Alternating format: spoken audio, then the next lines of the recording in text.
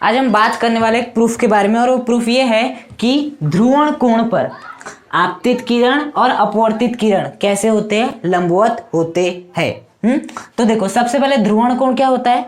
ध्रुवण कोण एक आपतन कोण है जिस पर जो यदि हम सामान्य प्रकाश आपतित करवाते हैं तो जो आपको परावर्तित प्रकाश मिलेगा वो पूर्णतः क्या मिलेगा, ध्रुवित मिलने वाला है। तो देखो, सबसे पहले उसके लिए हम क्या करते हैं, हम मान लेते हैं ये क्या है, आपकी एक सतह है। क्या है, आपकी एक सतह है। इस सतह पर हम आपका सामान्य प्रकाश क्या करवाएंगे, आपतित कराएंगे। कौन सा प्रकाश आपतित कराएंगे, सामान्य। सामान्य प्रकाश क्या होता है, जिसमें जो इलेक्ट्रॉन के कंपन होते हैं वो सभी दिशाओं में होते हैं। सामान्य प्रकाश आपतित कराएंगे। अब जहां पर भी आपतित करेंगे वो क्या हो जाएगा आपतन बिंदु। इस आपतन बिंदु पर इस पृथककारी पृष्ठ के लंबवत जो भी रेखा होती है उसे क्या कहते हैं, अभिलंब कहते हैं। अब यदि ये वाला कोण क्या हो जाए, ध्रुवण कोण आईपी हो जाए, ये वाला कोण क्या हो जाए, ध्रुवण कोण आईपी हो जाए, तो जो हमें परावर्तित प्रकाश प्राप्त होगा वो कैसा प्राप्त होगा, ध्रुवित प्राप्त होगा। वो जो परावर्तित प्रकाश प्राप्त होगा वो कैसा प्रकाश होगा, ध्रुवित प्रकाश होगा। और ये 100% ध्रुवित होगा, ऐसा नहीं कि आंशिक ध्रुवित। अब ये जो आपकी प्रकाश किरण आई थी उसका परावर्तन हुआ, और जो परावर्तित प्रकाश किरण प्रकाश तरंग प्राप्त हुई वो कैसी थी, पूर्णतः ध्रुवित थी। साथ ही साथ इस प्रकाश किरण का क्या हो सकता है, अपवर्तन भी हो सकता है। और अपवर्तन जब होगा तो ये जो हमें प्राप्त होगा ना अपवर्तित प्रकाश किरण, वो कैसी होती है, आंशिक ध्रुवित होती है। कैसी होती, बेसिकली आंशिक ध्रुवित होती है। तो अब ये कैसी है, आंशिक ध्रुवित है, मतलब थोड़ी थोड़ी क्या है, ध्रुवित है। इस प्रकार से बात है समझ में। अब ये हो गया आपकी कौन सी, अभिलंब हो गया। अभिलंब और आपके आपतित किरण के बीच में जो भी कोण बनता है उसे क्या कहते हैं, आपतन कोण। और इस आपतन कोण को हमने क्या नाम दिए, ध्रुवण कोण आईपी नाम दिए।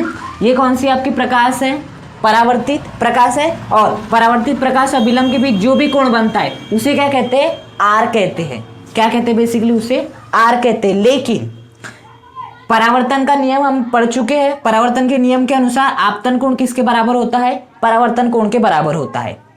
तो ये वाला जो है आपतन कोण आईपी किसके बराबर होगा, परावर्तन कोण आर के बराबर होगा। तो मैं यहां पर भी क्या लिख सकता हूं, आईपी लिख सकता हूं। हाँ, बात है समझ में। और अपवर्तन कोण को किससे डिनोट करते हैं हम, आपके स्मॉल आर से। तो यहां पर जो एंगल बनेगा वो कितना बनेगा, आपका स्मॉल आर बन जाएगा। बात है समझ में। अब यहां पर प्रकाश किरण किस पर आपतित हुई है, ध्रुवण कोण पर आपतित हुई है। तो हमें प्रूफ ये करना है कि ये जो आपकी परावर्तित किरण है और ये जो आपकी अपवर्तित किरण है, इनके बीच में कितने डिग्री का एंगल है, 90 डिग्री का एंगल है। ये हमें सिद्ध करना है। बात है समझ में। तो देखो, उसे सिद्ध करने के लिए हम क्या कर सकते हैं, यहां पर देखो आपका स्नेल का नियम लग सकता है। स्नेल का नियम वही लगता है जहां पर अपवर्तन की घटना होती है। यहाँ पर अपवर्तन की घटना हो रही, प्रकाश के अपवर्तन की, तो यहाँ पर क्या लग सकता है, स्नेल का नियम। स्नेल का नियम क्या होता है, sine i upon sine r is equal to n. हाँ, अब यहां पर आई का मान कितना है आपका, आईपी। आई का मतलब आपतन कोण, और यहां पर आपतन कोण क्या आपका, ध्रुवण कोण। तो आई के स्थान पे क्या लिख देंगे, आईपी।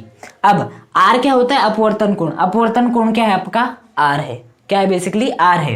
तो यहाँ आर का क्या रहेगा, आर ही रहने वाला है। इज इक्वल टू क्या हो जाएगा आपका, एन हो जाएगा। क्या हो जाएगा आपका, एन हो जाएगा। आप चाहो तो बताओ प्रकाश किरण कहां से कहां जा रही है।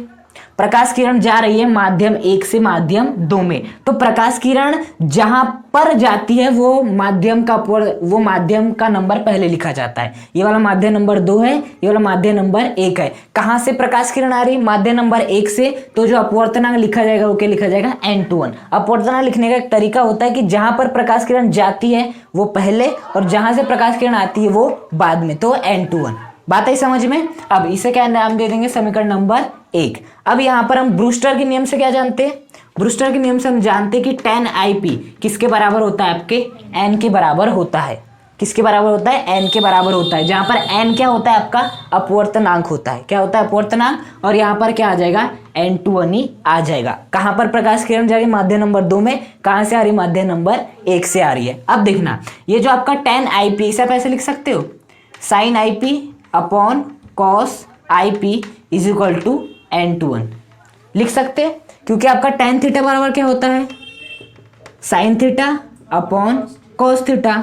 तो उसी प्रकार से tan IP, इसके स्थान पे IP है तो क्या हो जाएगा sin IP divide by cos IP। इसे क्या नाम दे देते हैं, समीकरण नंबर 2। बात है समझ में, पहले स्नेल का नियम लगाए, फिर आपका किसका नियम लगाए, ब्रूस्टर का नियम लगाए। हाँ, अब देखना यहां पर भी n2 है, यहां पर भी n2 है, मतलब आपके दाएं पक्ष क्या है, आपस में बराबर है। यदि दाएं पक्ष आपस में बराबर है, इसका मतलब क्या है कि बाएं पक्ष भी आपस में क्या होंगे, बराबर होंगे। तो यहां पर हम क्या लिख सकते हैं कि जो आपका sine IP upon sine R होगा वो किसके बराबर हो जाएगा, आपके sine IP upon cos IP, इसके बराबर हो जाएगा।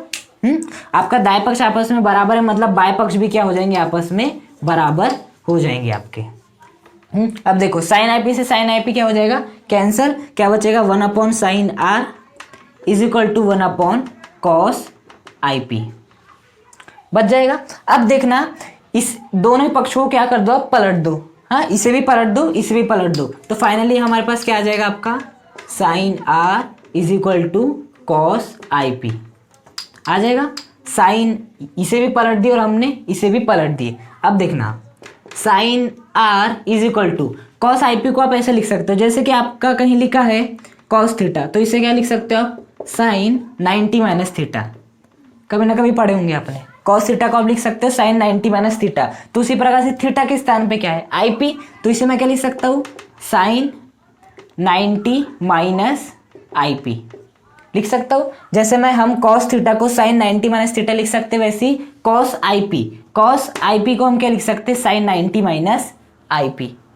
तो देखो साइन से साइन क्या हो जाएगा, कैंसिल हो जाएगा, R बराबर फाइनली कितना हो जाएगा, 90 माइनस IP हो जाएगा इतना। अब IP को इधर ला लो तो क्या हो जाएगा, R प्लस IP बराबर 90। और ये इसका मतलब क्या है कि जो आपका ये वाला कोण है, ये वाला जो कोण है आपका अपवर्तन कोण, और ये जो आपका IP है उसके मध्य जो कोण है वो कितना है, बेसिकली आपका 90 डिग्री है। मतलब कि जो आपकी ये वाली किरण है, ये वाली जो आपकी किरण है और ये वाली जो किरण है, इनके मध्य का जो कोण है वो कितना है, आपका 90 डिग्री है। ये क्या कर रहे हैं, हमें इस बात से स्पष्ट, देखो R कितना होता है आपका, इतना होता है, और IP कितना होता है, इतना होता है इतना।